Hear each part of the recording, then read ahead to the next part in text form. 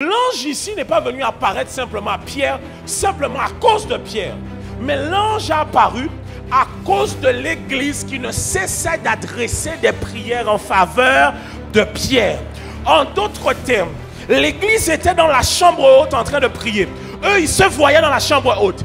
Mais ils ne savaient pas qu'ils étaient devenus des avocats de la cour céleste qui étaient maintenant dans le ciel en train de dire à Dieu: envoie quelqu'un libérer maintenant Pierre en notre faveur. Nous avons déjà perdu Jacques. Nous ne voulons pas perdre Pierre pour cette fois-ci. Et donc j'imagine l'église, le premier jour, libérer Pierre. Allons-y. On est prêt pour ce matin? Alors le titre de mon message pour vous ce matin, c'est l'enjeu du monde spirituel. L'enjeu du monde spirituel. On peut avancer? La Bible nous dit dans Éphésiens chapitre 6, verset 12, « Car nous n'avons pas à lutter contre la chair et le sang, mais contre les dominations, contre les autorités, contre les princes de ce monde de ténèbres, contre les esprits méchants dans les lieux célestes. » Laisse le verset là. Alors ce verset-là, il est très clair. Il nous explique que nous, en tant que chrétiens, notre combat n'est pas physique pour aller se battre avec les gens, aller infliger des coups aux gens, même quand des fois ça te démange. Nous n'avons pas à lutter contre la chair et le sang. Ça veut dire quoi? Et j'aime bien, parce qu'il ne dit pas seulement contre la chair. Il dit contre la chair et le sang. Cela veut dire que le combat que nous avons n'est même pas un combat émotionnel sur comment je me ressens, comment tu te ressens, chacun est ceci et chacun est cela. Nous devons comprendre derrière tout ce qui fonctionne sur terre, il y a un monde spirituel, il y a un arrière-plan spirituel. Moi j'ai été choqué lorsque les gens ont vu cette cérémonie d'ouverture. J'ai toujours remarqué une chose lorsque les gens haut placés exposent le monde au satanisme. J'ai remarqué quelque chose. C'est toujours les gens plus bas de l'échelle qui défendent les gens haut placés. Les gens placés ne se défendent jamais de dire que ce n'était pas du satanisme. Ils n'ouvrent jamais leur bouche. C'est toujours les gens en bas de l'échelle qui disent « Ouais, mais c'est artistique, vous ne comprenez pas. » Les gens en haut de l'échelle, quand on dit c'est sataniste, ils disent même rien. Non, ils disent rien. Ils répondent même pas. En fait, ils ont envie de dire « Mais frère, tu sais, on sait, nous on se sait. Les autres ne savent pas. » Mais c'est vrai, dans la terre, là, il y a des moldus, des gens qui ne connaissent rien. Ils vivent envoûtés et ils pensent que le monde là, les choses spirituelles, ça n'existe pas. Les amis, le plus grand piège du diable, c'est de vous faire croire qu'il n'existe pas. Écoutez, regardez. Si les choses...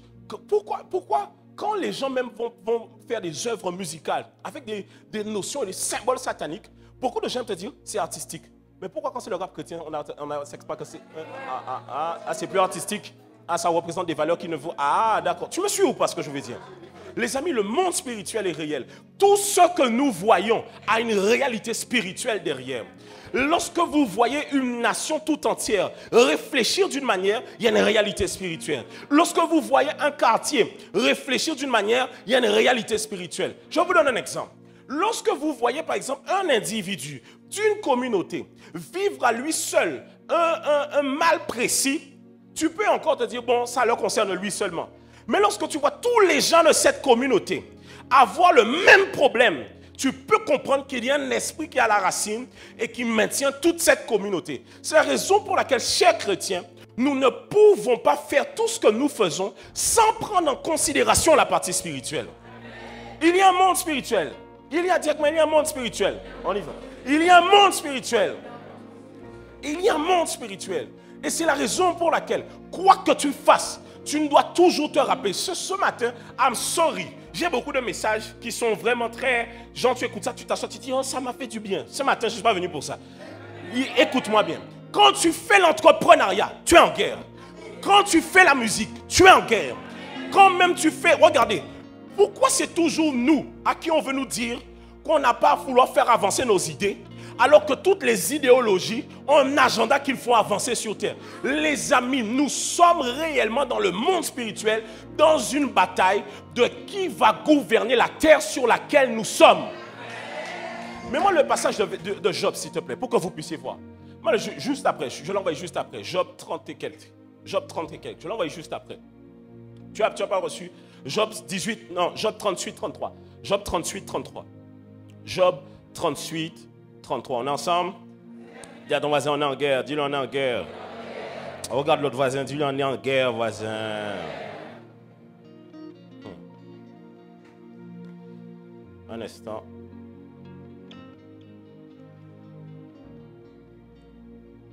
Là, c'est que les béquetés les boss. Les kétélé et kétélé boss. Est-ce qu'on peut lire ensemble le verset? Qu'est-ce qu'il dit? Regardez.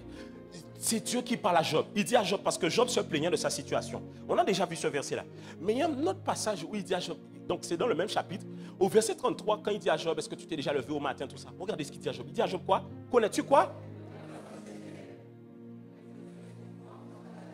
Dieu est en train de dire à Job que si tu es ignorant de ce qui se passe dans le ciel et de comment le ciel, en d'autres termes, le monde spirituel est régi, tu ne feras que subir les choses sur terre.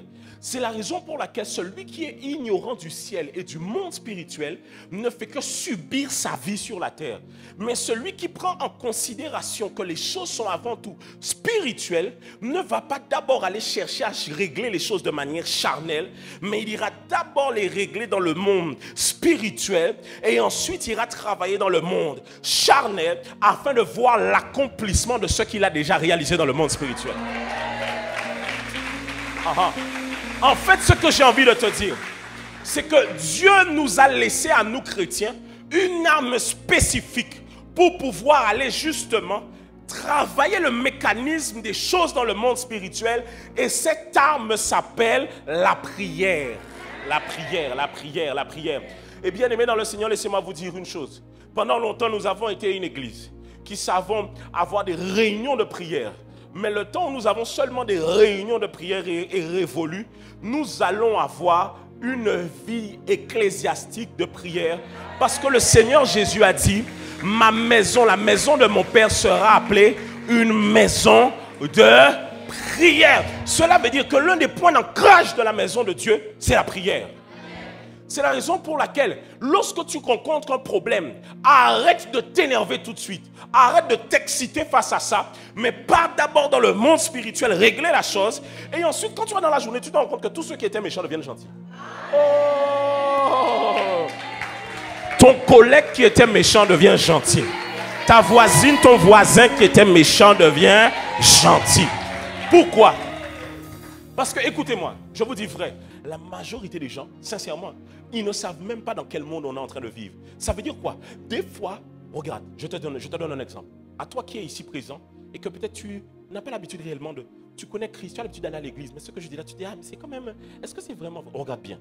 Quand j'ai commencé à parler des choses spirituelles et de comment en tant que chrétien on ne doit plus se taire, un truc a commencé à te gêner au-dedans de toi, de dire mais c'est un peu quand même, c'est une principauté qui a établi un système de pensée à l'intérieur de toi qui te fait croire que nous chrétiens on doit toujours subir ce que nous fait.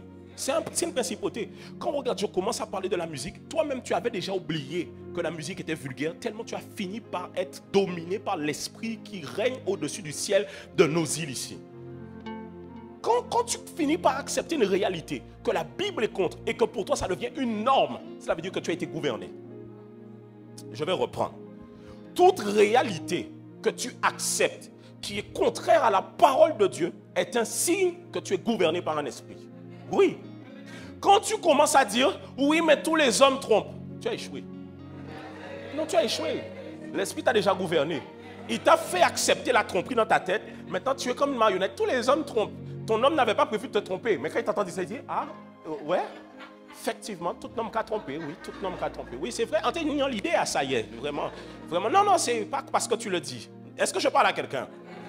Lorsque tu finis par accepter qu'aux Antilles, on ne peut pas faire ci, on ne peut pas faire ça, tu as fini par être gouverné par l'esprit qui domine sur le territoire, l'esprit maléfique qui domine sur le territoire.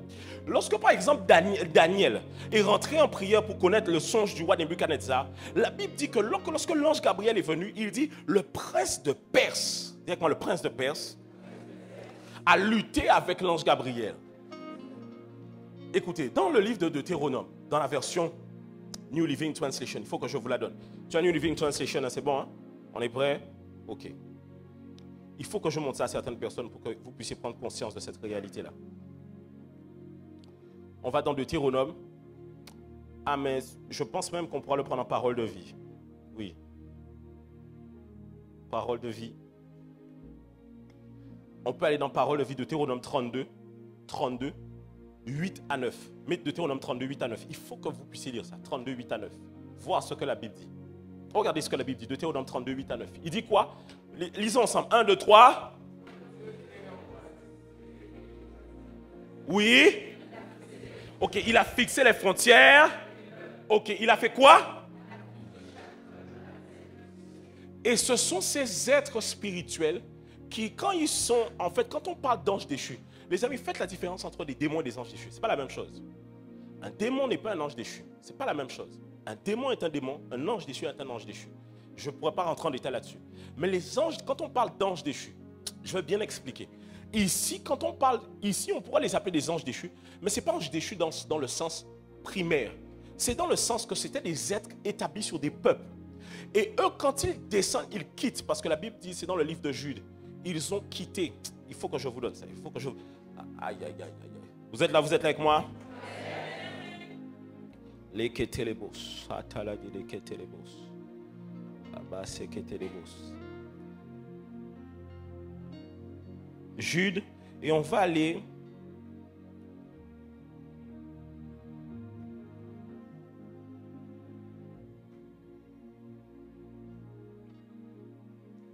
Regardez, Jude 1, de façon un seul chapitre, 5 à 6.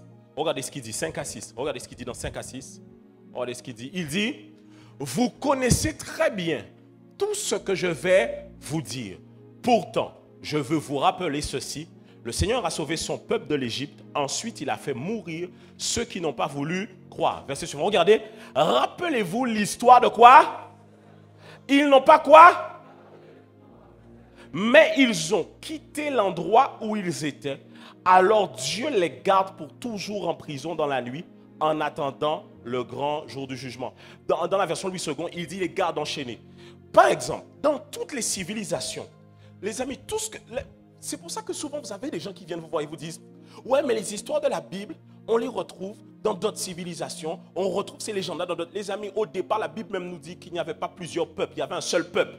Et c'est au moment de la tour de Babel qu'ils ont été séparés.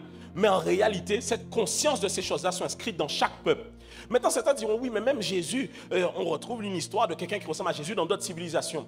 La Bible précise que Jésus est venu mourir, certes, dans notre temps, mais dans l'éternité, l'agneau de Dieu avait été immolé bien avant la fondation du monde. Cela veut dire quoi? Ceux qui étaient au ciel connaissaient la salle du trône et la salle de l'autel et avaient déjà vu le sacrifice pour l'expiation de l'humanité. Donc, ils savaient que s'il fallait copier ce que Dieu allait faire, il fallait reprendre ce principe-là sans précis. Est-ce que je parle à quelqu'un? Maintenant, quand on revient sur Deutéronome, il dit qu'il a donné à chaque peuple un être du ciel. Mais ces êtres-là se sont corrompus et c'est eux qui se sont révélés à des peuples comme étant des dieux. C'est eux qui sont venus voir certains peuples en se révélant comme des dieux. C'est pour ça que chaque peuple a comme des dieux à qui ils sont assignés, parce que ce sont ces anges-là qui ont voulu se mettre en position de Dieu vis-à-vis de ces peuples-là. Est-ce qu'on est ensemble jusque-là? Donc tu dois comprendre que sur chaque territoire, il y a des esprits qui gouvernent. Est-ce qu'on est ensemble jusque-là? C'est pour ça qu'il dit nous n'avons pas à lutter contre la chair et le sang, mais contre les principautés, les dominations, les esprits méchants dans les lieux célestes. Et donc sur chaque territoire, il y a des principautés, des dominations, des trônes, des esprits célestes. Et donc quand les gens pensent d'une certaine manière, en réalité, c'est le résultat d'esprits qui gouvernent dans le monde spirituel. Et si vous voulez réellement pouvoir percer dans un tel territoire, la France devient hostile. La France est hostile à la foi chrétienne. Je vous dis, tous les chrétiens dans le monde sont d'accord pour dire ça. Que la France, après suivi de notre nation, je n'ai pas envie de la citer, au cas où si je vais là-bas. Il y en a trois nations qui sont dans la même mouvance que le gouvernement. Pas notre nation, mais que l'État profond. Même 3 autres nations qui font les mêmes choses. Même leur gestion de la période qu'on a eue il y a 3-4 ans en arrière, c'était la même gestion. Ils ont le même état d'esprit. Pourquoi? Parce qu'en réalité, je vais vous expliquer. Je ne sais pas si je peux parler de ça, je ne sais pas. Tu penses que je peux? Tu penses?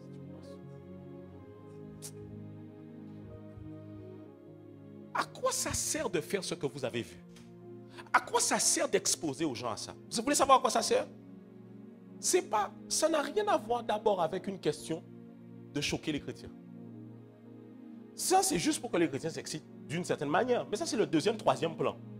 Mais le premier plan, c'est d'établir un autel qui ouvre une porte dans le monde spirituel et qui laisse certains esprits prendre place dans la nation.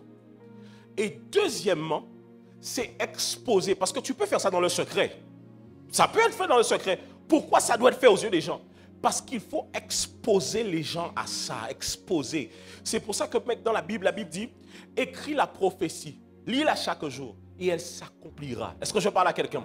Ce à quoi tu exposes les gens, ils finissent par le devenir. Observez en Inde, beaucoup de gens naissent des fois avec des membres en plus, des trucs en plus. Pourquoi? Parce que nuit et jour, ils ne font que contempler des certains types de dieux et ils finissent par donner naissance à des enfants qui ressemblent à ces dieux-là, ça en question. Est-ce que je parle à quelqu'un? Je parle à quelqu'un ce matin. C'est ce que la Bible appelle la loi de la contemplation. C'est pour ça qu'il dit, nous tous qui le visage découvert, contemplons comme dans un miroir la gloire du Seigneur. Nous sommes transformés en quoi? La même image. Ça veut dire quoi? Ce que je contemple, je finis par le ressembler. Ah. Maintenant tu comprends pourquoi dans toutes les séries on veut nous mettre certaines choses. Pourquoi dans tous les films ça ne représente même pas 2% de la population. Mais pourquoi dans les séries on veut nous mettre ça? Pourquoi dans les films on veut nous mettre ça? Parce qu'on sait qu'une fois que nous sommes exposés à ça, ça finit par devenir notre nature. C'est la raison pour laquelle les chrétiens, laissez-moi vous dire une chose, vous devez rentrer dans un boycott international de tout ce qui ne glorifie pas le Seigneur. Vous refusez de mettre votre argent dedans. Vous refusez de mettre votre argent dedans et vous refusez de financer ce genre de choses. Vous refusez de laisser votre argent dans ce genre de choses. Non, non, non, non. Et on veut nous faire croire que nous n'avons rien à dire parce que ça concerne les autres. Mais je suis désolé. Nous, chrétiens, vous n'avez rien à nous dire. Vous voulez savoir pourquoi? Vous voulez savoir pourquoi nous, chrétiens, vous n'avez pas à nous dire quel genre de musique on peut mettre au festival? Parce qu'on n'a pas de sponsor. C'est nous-mêmes, on a financé. On a financé. C'est nous-mêmes. C'est nous-mêmes. C'est nous-mêmes, on a financé. Nous-mêmes, on a financé. Nous-mêmes, on a financé. Nous-mêmes. Tu veux maintenant que je pousse un peu plus loin? Tu comprends maintenant la raison pour laquelle on a le droit de te dire qu'on n'est pas d'accord. Parce que certaines choses, vous les financer avec ce que nous-mêmes on met dans la caisse publique. Donc on a le droit de dire, même si vous voulez faire, on a le droit d'exprimer que nous ne sommes pas d'accord, nous ne sommes pas d'accord et nous ne sommes pas d'accord. On n'est pas d'accord. On n'est pas d'accord. C'est la raison pour... Guys, les amis, nous devons rentrer dans une mentalité de dire, je comprends que le monde est maintenant spirituel. J'arrête maintenant de blaguer. En fait, le truc, c'est qu'on est trop gentil. Et on veut tellement se faire accepter par les autres qu'on se laisse marcher comme ça. Et ce n'est pas dans un sens d'aller gonfler le coffre. Mais dans le lieu secret, on ira fléchir les genoux pour que les choses soient changées. Et ma prière, quand j'ai vu ça, j'ai fait une simple prière hier soir à Dieu. J'ai dit, Seigneur, de toute façon, voici une chose. Au vu, nous, de Renaissance, tous les coups qu'on se mange depuis quelque temps, en fait, c'est comme si j'ai compris que même dans un environnement où la nation même est contraire à notre foi, il y a une capacité à percer et à être élevé par la grâce de Dieu. Oui. On peut vivre une percée, même lorsque l'environnement est hostile.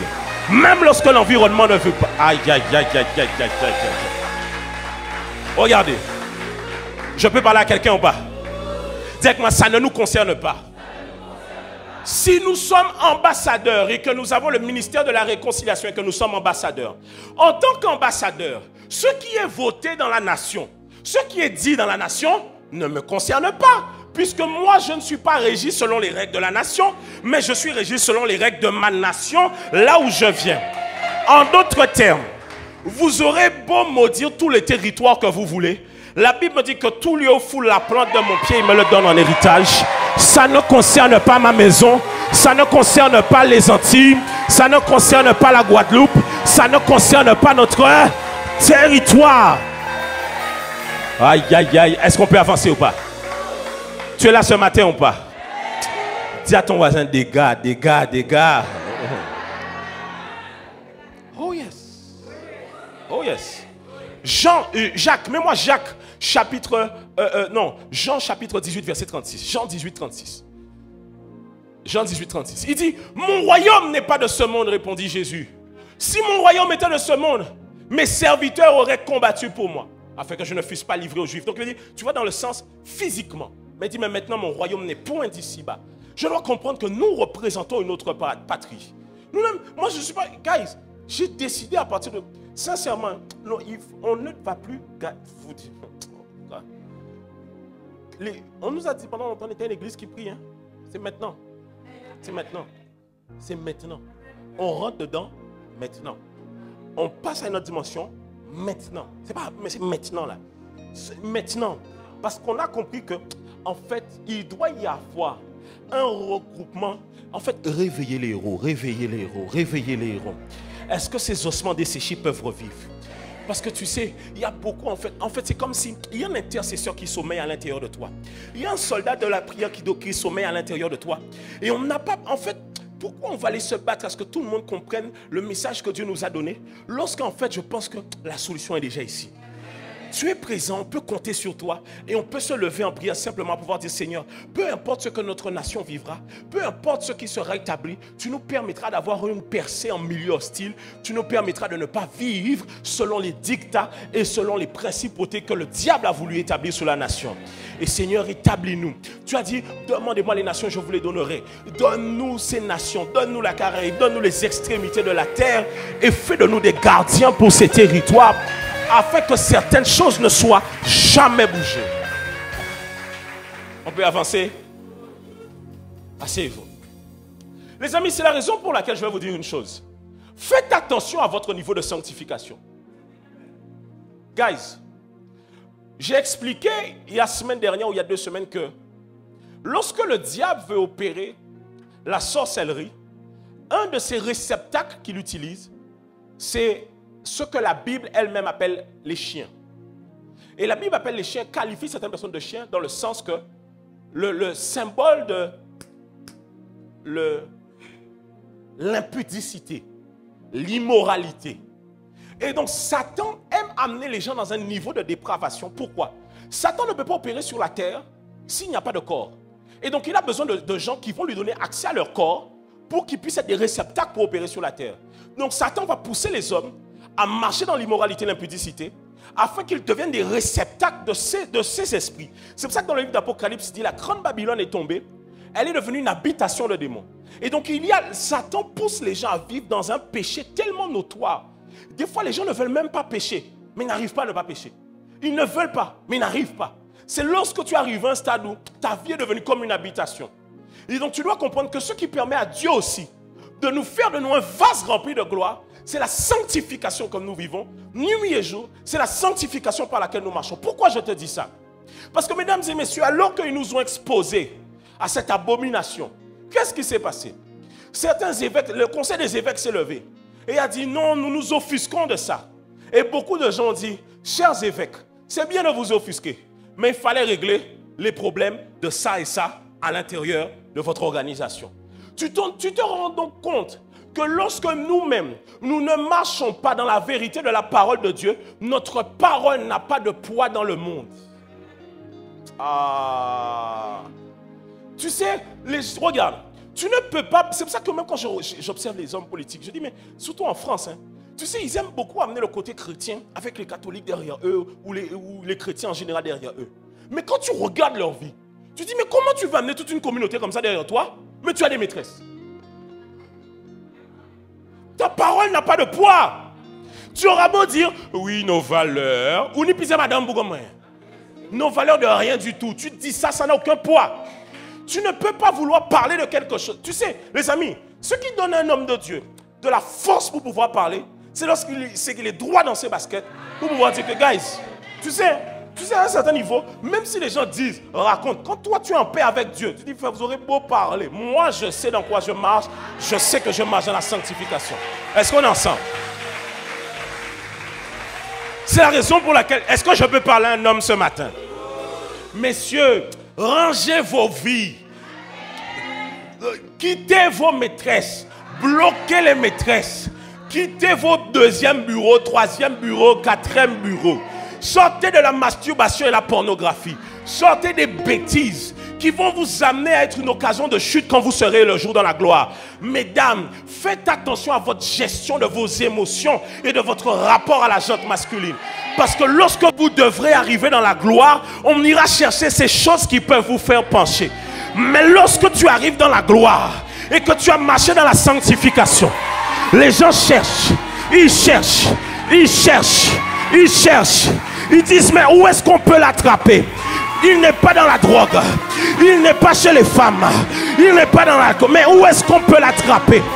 Ce n'est plus moi qui vis, mais c'est Christ qui vit en moi. Ce n'est plus moi qui vis, mais c'est Christ qui vit en moi. Alors ce que vous êtes venus chercher, ce n'est pas moi, c'est Jésus-Christ de Nazareth. Et je suis venu vous présenter Jésus-Christ de Nazareth. Ah, je sais. Je sais, même pour moi, je sais. Tu sais, les gens voient mes prédications, voient des fois mes vidéos un peu piquantes. Et donc ils cherchent. Ils cherchent. Tu vas rien trouver. Rien. Moins. Hey! Moins. Tu ne vas... Les amis, écoutez-moi bien. Écoutez-moi bien. Je marche dans la fidélité. Pas seulement par rapport à ma femme. Si c'est par rapport à ma femme seulement, le jour où elle et moi on a un problème, je peux dire, ben non, j'ai le droit. Je marche dans la fidélité, d'abord à mon vœu d'alliance à mon Dieu. D'abord. Donc, je ne pécherai pas contre Dieu. Est-ce que tu me suis ou pas? C'est la raison pour laquelle, guys, non. Tiens, faut qu'à paix. Des fois, je parle au frère, je dis, mais ils pas à paix. Tu sais, quand tu n'as pas peur, c'est-à-dire que tu ne maîtrises pas là où Dieu veut t'amener. Quand tu sais que Dieu veut t'amener dans la gloire, ou pas, non. Quoi? Jamais. Même, guys, je te dis vrai, il faut de l'audace à quelqu'un pour pouvoir un jour pouvoir dire quelque chose. De l'audace. C'est la raison pour laquelle il faut marcher dans la sanctification. Quand tu marches dans la sanctification, en fait, quand on parle, toi-même ça te fait, tu te dis, mais tu parles de quoi? Tu parles de quoi? S'il faut de l'audace, marche dans la sanctification. Et tu sais que demain, en fait, parce que tu sais, le truc c'est quoi? Je vais vous expliquer. Dans le monde spirituel, lorsqu'on t'accuse, si le monde, parce que les hommes peuvent te croire quand tu dis que c'est faux. Mais si même le monde spirituel sait que c'est faux, tu vois, le monde spirituel me met avec toi. Ça veut dire que ça n'a aucun impact. Toi-même, tu dors tranquillement comme un bébé. C'est la raison pour laquelle, lorsque tu sais que la grandeur t'attend là, dès lorsque tu es au plus bas, fais carbonao. Faut pas blaguer. Hein. Tu vas pas regarder comment les gens fonctionnent aujourd'hui. Ils vont aller chercher tout ce que tu as dit il y a 10 ans, 15 ans, 20 ans, 30 ans. C'est ça. Waouh. Fais carbonao. Est-ce que je parle à quelqu'un? Dis-toi, c'est marche dans la sanctification.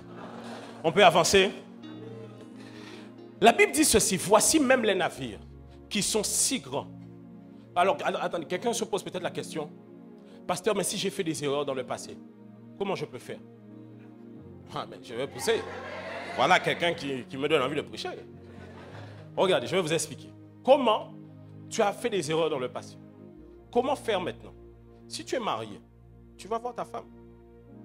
Tu lui dis tout. Parce qu'il ne faut pas que ce soit une surprise pour elle.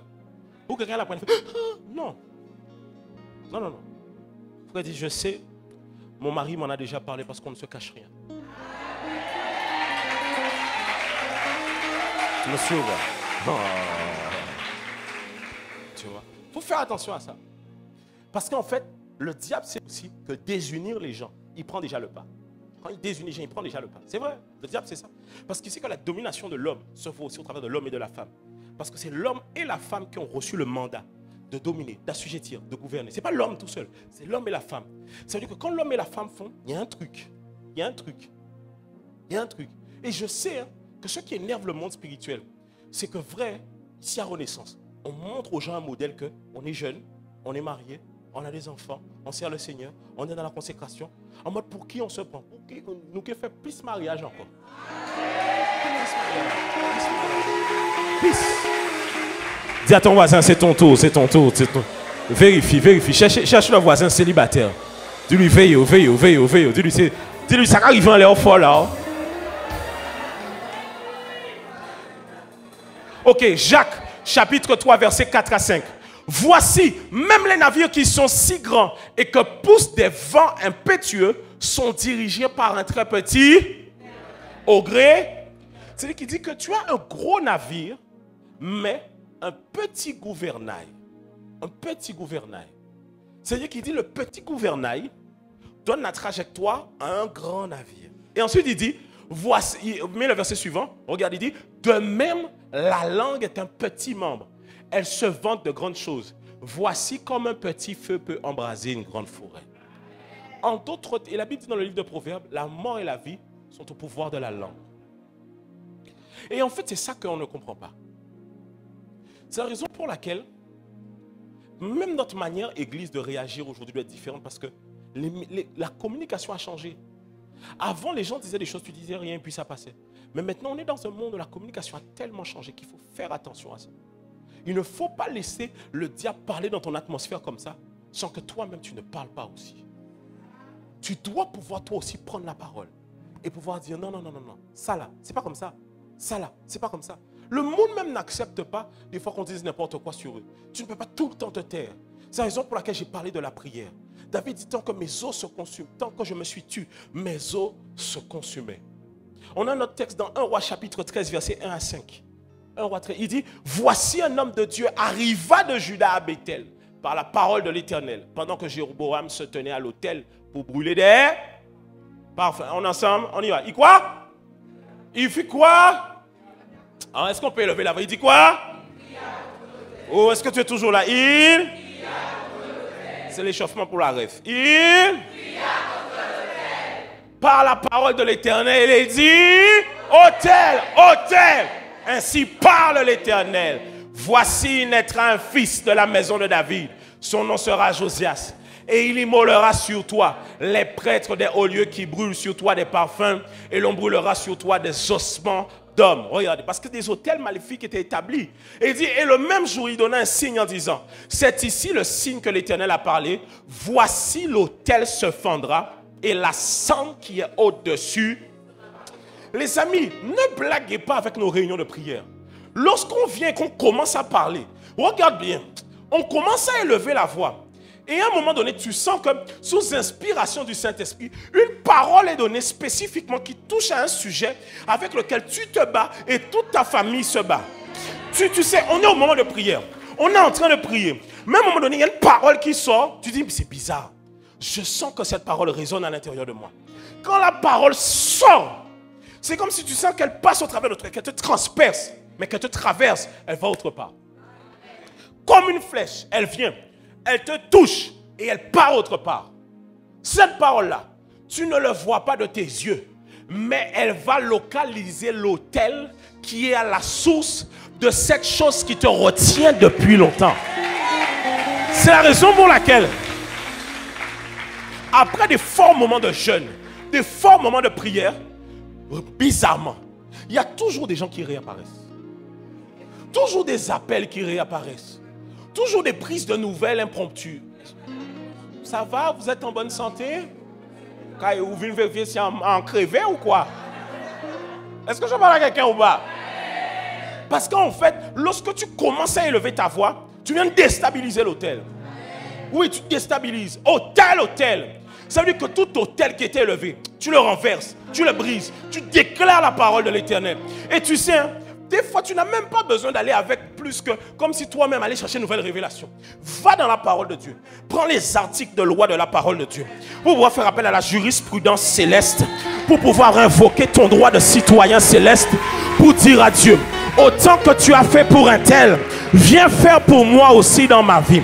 Ainsi je déclare que cet autel qui retenait captifs les membres de ma famille est maintenant rompu dans le nom de Jésus.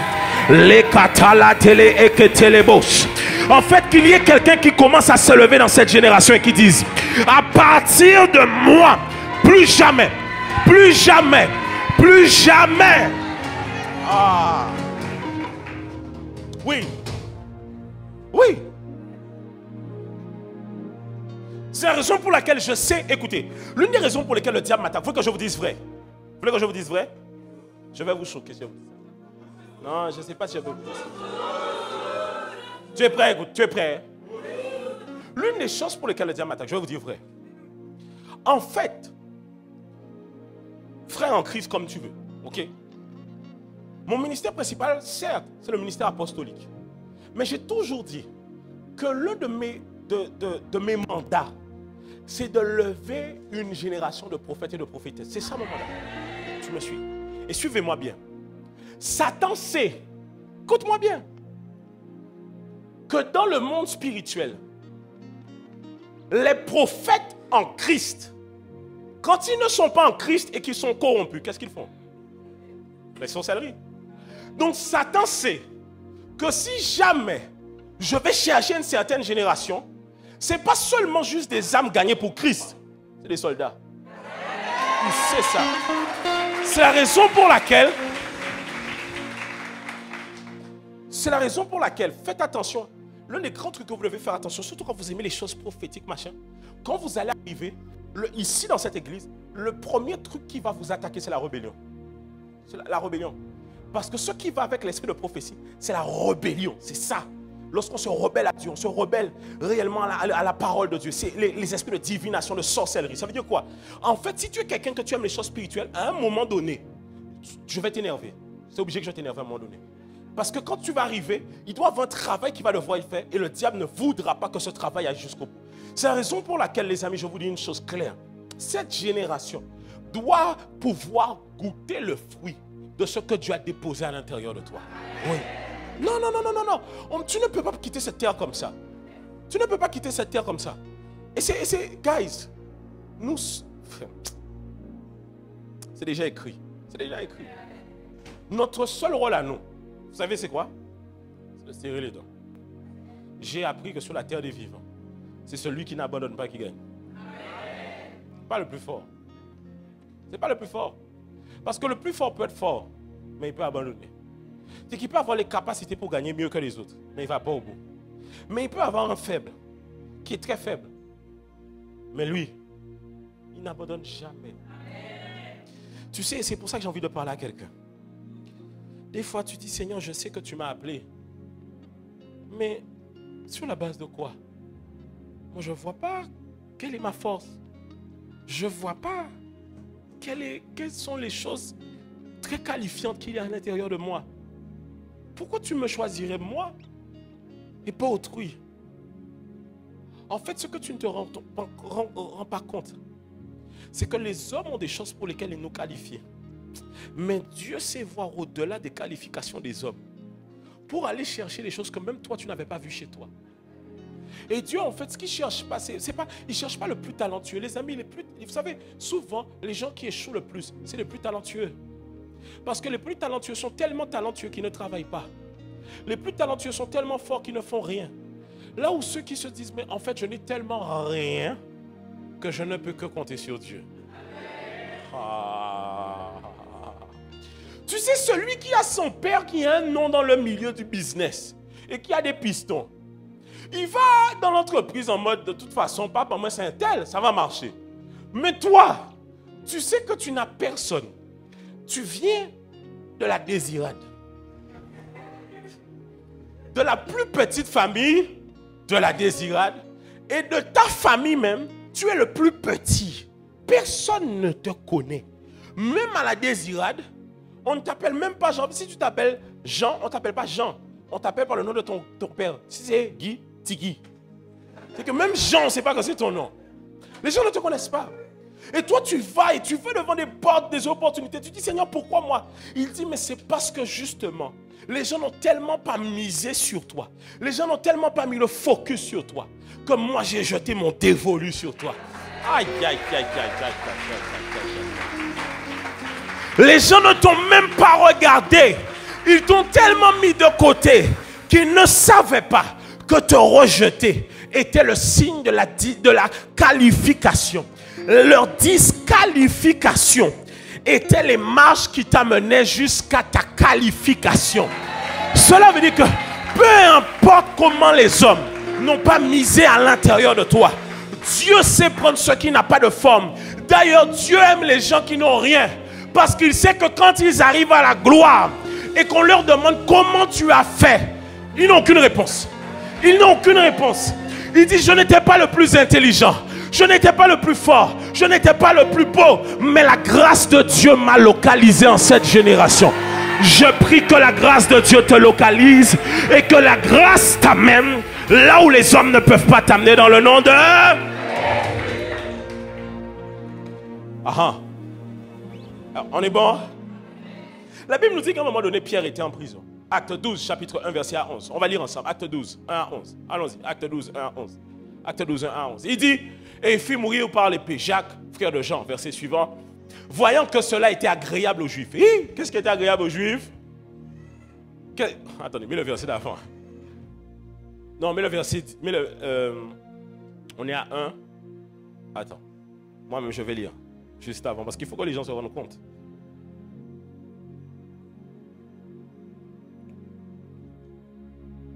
Les boss.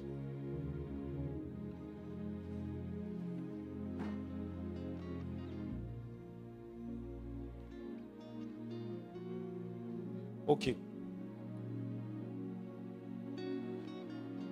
Verset, vas-y, mets-le-moi. Et il fit mourir par l'épée Jacques, frère de... Ensuite, verset quoi? Il dit quoi? Il dit quoi après? Voyant que quoi? Mets-moi le verset 1. Mais non, tu m'as pas mis le verset 1. C'était pas le verset 1. C'est le verset 2 que tu m'as mis. C'est le verset 1. Voilà. Vers le même temps, le roi Hérode se mit à quoi? C'est-à-dire qu'il vient et il maltraite les membres de l'église. Il les maltraite. Observez. Vous allez voir, les amis, nous chrétiens, on nous a trop habitués à un christianisme qui ne ressemble pas à la Bible. Trop. Le christianisme gentil, tout le monde est gentil. Ça n'existe pas. Toi, quand tu vois Jésus, tu vois Jésus comme ça. Oh, c'est pas Jésus ça. Là, c'est, je sais pas de qui Borgia, je sais pas quoi. C'est pas Jésus ça. C'est pas Jésus. C'est pas Jésus. Jésus, quand il est venu la première fois, il est venu comme l'agneau de Dieu. Mais quand il revient la deuxième fois, c'est plus l'agneau de Dieu. L'agneau de Dieu a déjà immolé à la croix. Il revient comme le lion de la tribu de Judas. C'est-à-dire que Jésus n'est pas là pour blaguer. Arrêtez de voir la foi chrétienne comme une foi avec laquelle... Les amis, vous vous rendez compte qu'on vous parle d'un Dieu qui s'est fait homme et qui a été mourir pour vous. C'est violent. Certes, c'est rempli d'amour, mais c'est violent. C'est violent. C'est rempli d'amour, mais c'est quand même violent. Et il dit, vers le même temps, le roi Hérode se mit à maltraiter quelques membres de l'église. Regardez le verset suivant. Et il fit quoi? Il fit mourir par l'épée Jacques, frère de Jean. Et regardez ce que la Bible dit. La Bible dit quoi? Voyant que cela... Ça veut dire que quand on maltraite, vous savez, vrai. Des fois, vous allez vous dire, mais pourquoi, malgré tout le mal que des fois les chrétiens peuvent vivre, tu as l'impression que des fois les hauts placés s'en fichent. Vous savez pourquoi? Ils voient que ça plaît à une partie de la population. Ils voient que ça plaît. Il dit quoi? Il fit encore quoi? Pourquoi? Parce que ça peut faire monter, tu sais, peut-être Hérode, quand il a maltraité l'église, au journal, ils ont dit Hérode est monté au sondage. Tu vois pas? Il a gagné 4 points. La population vraiment a dit qu'il l'apprécie de plus en plus depuis qu'il maltraite les Juifs. Hérode a dit, ah, il a appelé les gars de ses campagnes de com. Les gars, comment on fait pour monter encore dans les sondages? On tape l'église encore. Ça passe. Qui on doit prendre? Il nous faut un truc symbolique. Pierre. Parce que tu es Pierre et sur cette pierre, je bâtirai. Donc si je touche à Pierre, je touche à qui? Tu me suis? Sauf que l'église sait qu'il y a des gens qui ne le touchent pas.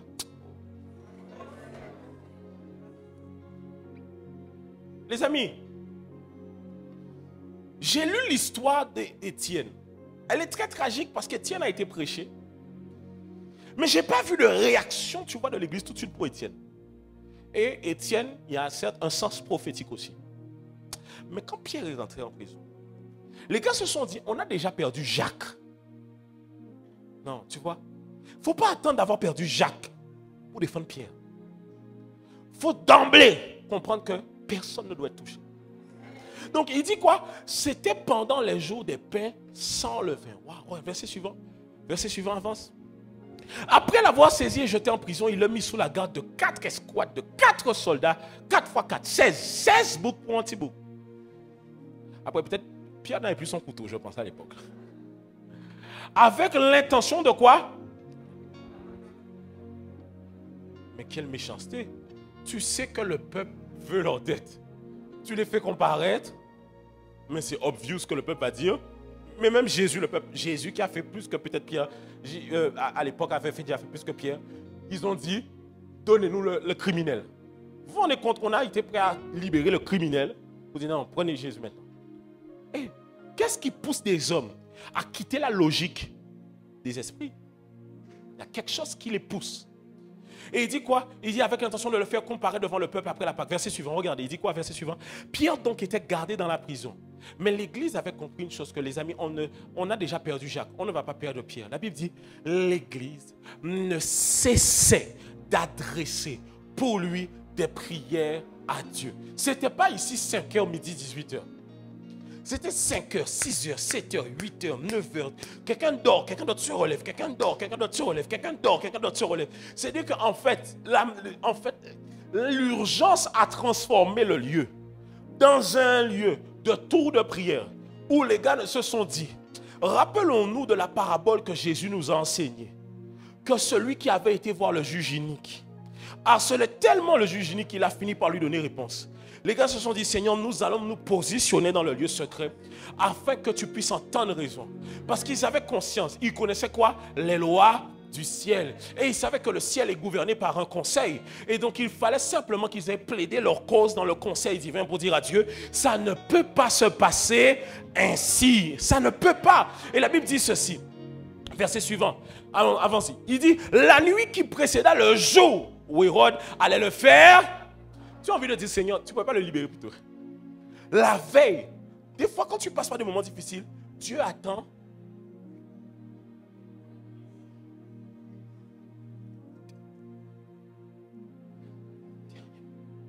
Tu sais, Dieu, c'est le genre d'ami.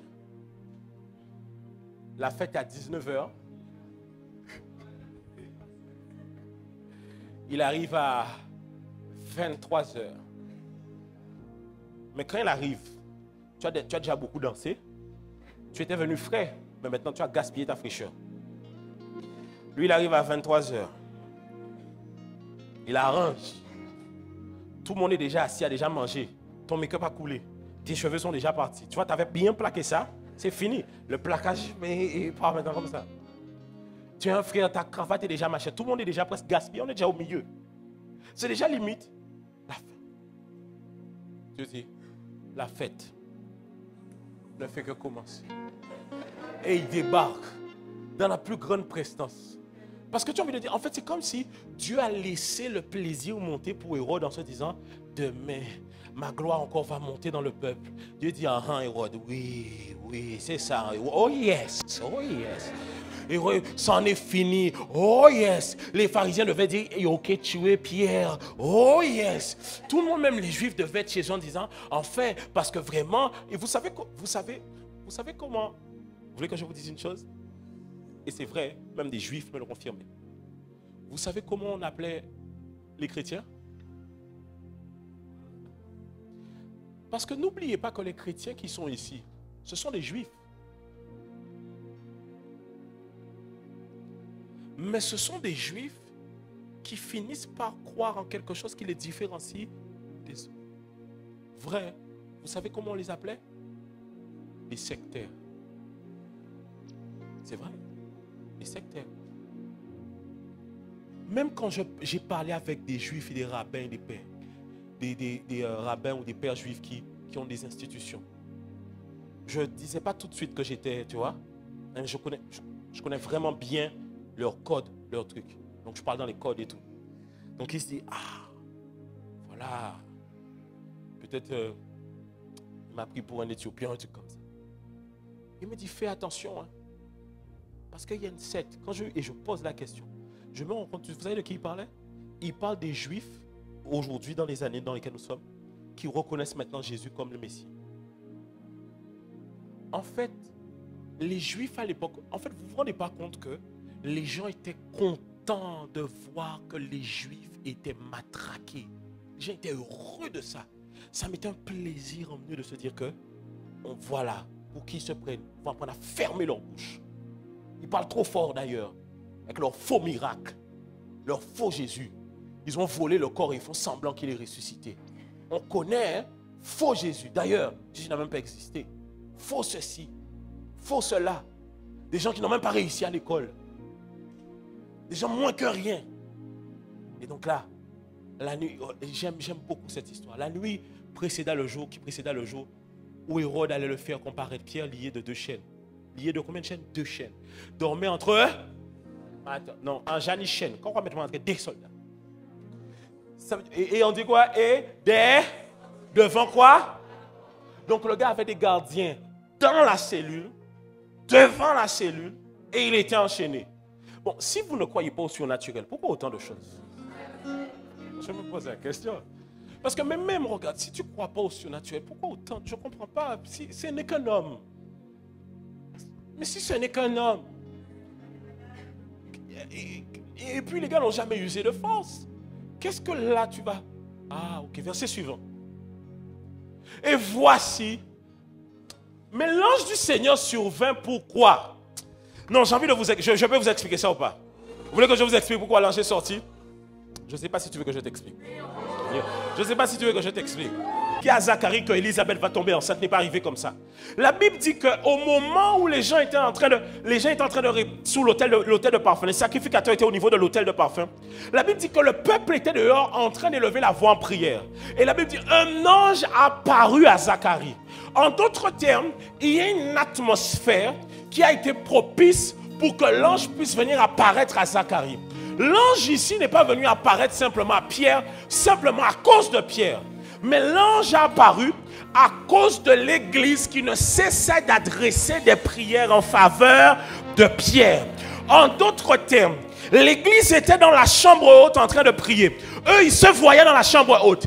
Mais ils ne savaient pas qu'ils étaient devenus des avocats de la cour céleste qui étaient maintenant dans le ciel en train de dire à Dieu, envoie quelqu'un libérer maintenant Pierre en notre faveur. Nous avons déjà perdu Jacques. Nous ne voulons pas perdre Pierre pour cette fois-ci. Et donc j'imagine l'église. Le premier jour, libérez Pierre. Seigneur, nous prions. Maintenant, regarde. Il devait avoir des mamans en plus. Les mamans, tu connais les mamans? Elles ne vont pas prier comme... Oh Dieu! Et donner à Elohim, Shaddai, Barachet, Hashem. Oh Yeshua! Les mamans devaient rouler. Ah! Tout le monde devait crier à Dieu. Tout le monde devait être en train de chercher Dieu. Tout le monde devait être en train de prier. Tout le monde en train de prier. Mais ils n'ont peut-être pas vu ce qui se passait. Mais alors qu'ils étaient en train de prier, il y avait un secours céleste qui était en direction. Ils étaient à 16 soldats. Mais Dieu n'a pas eu besoin d'envoyer 16 soldats. Il n'a envoyé qu'un ange, comme ange. Et écoutez, ce n'était pas un ange supérieur. Parce que son nom n'est même pas cité dans la parole de Dieu. Dieu envoyait un seul. Et plus il priait, plus le ciel s'ouvrait. Plus il priait, plus l'ange était en train d'arriver. Et la Bible dit, et une lumière brilla dans la prison. L'ange fait quoi? En disant, si on est ici, l'ange aurait dit, levez-vous là. Les chaînes quoi? Verset suivant. Et l'ange lui dit, mets ta ceinture et tes sandales. Et il fit ainsi. L'ange lui dit encore, et suis-moi.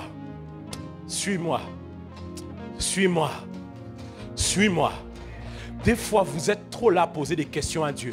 Tu es en prison, ils viennent faire tomber les chaînes, ils viennent ouvrir les verrous, ils te disent suis-moi. Tu dis pour aller où? Suis-moi.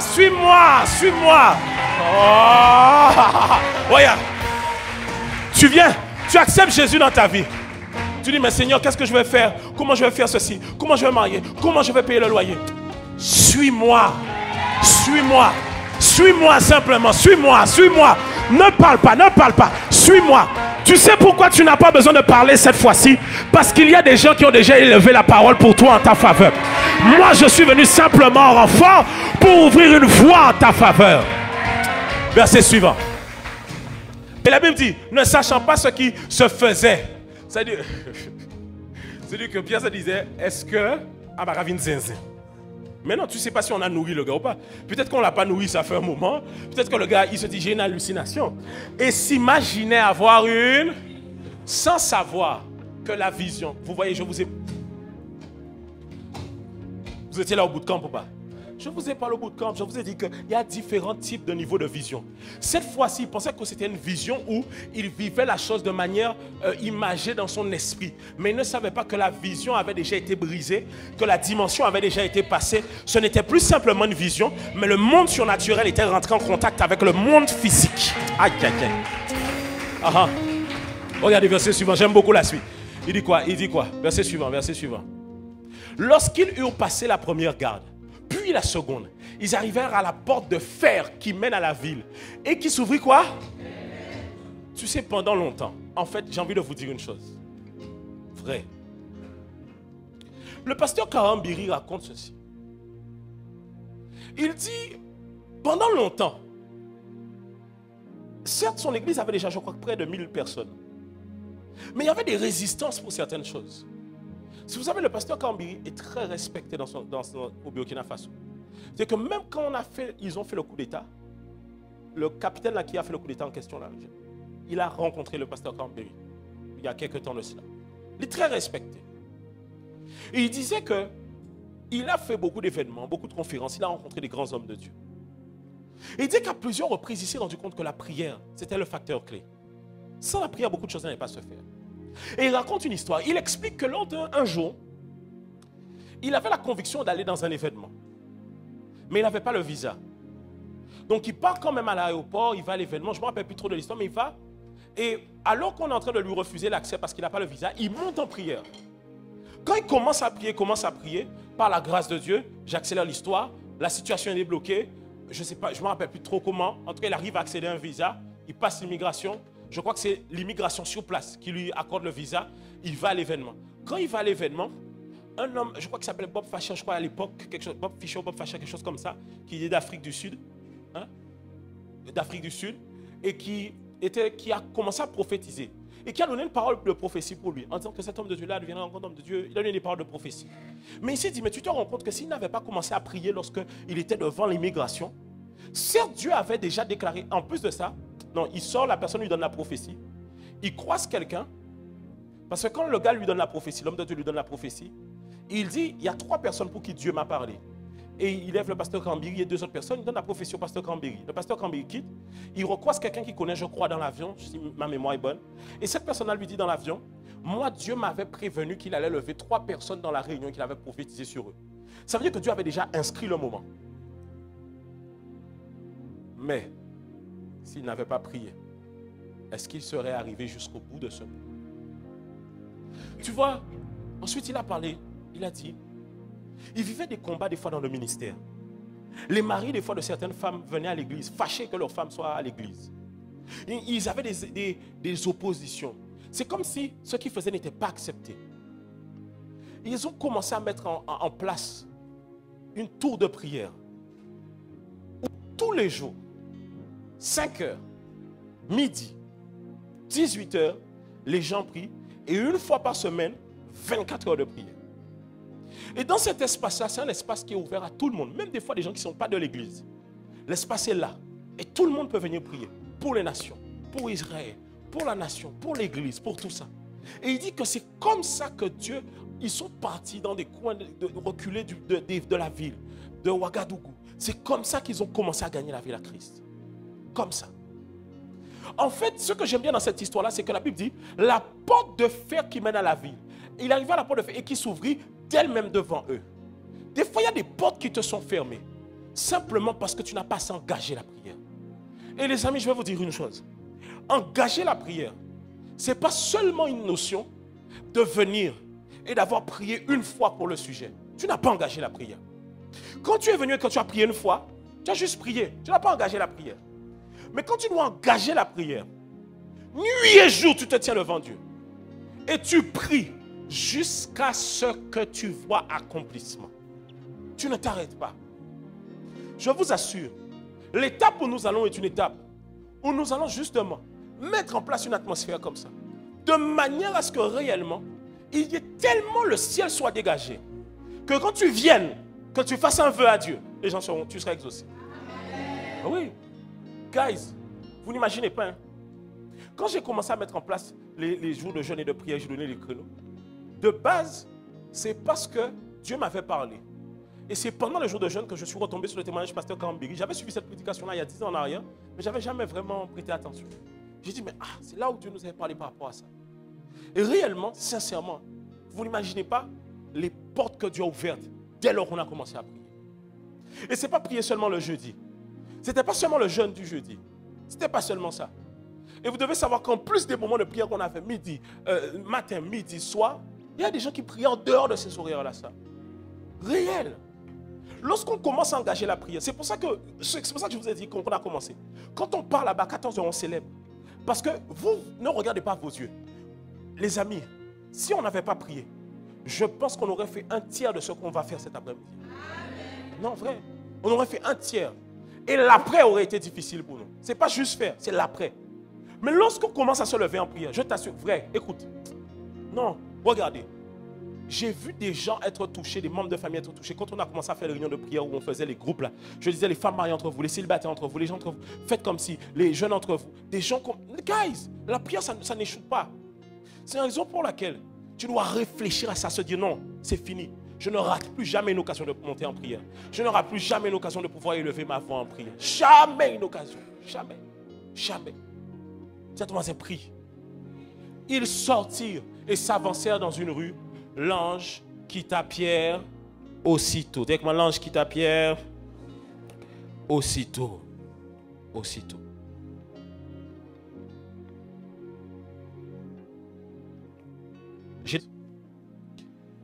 Il est écrit, ma maison sera appelée une maison de prière. Il est écrit, ma maison sera appelée une maison de prière. Ésaïe 59, versets 15 à 16.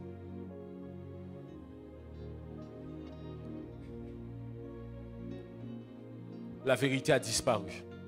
Et celui qui s'éloigne du mal est dépouillé. L'Éternel voit d'un regard indigne qu'il n'y a plus de droiture. Il voit qu'il n'y a pas un homme.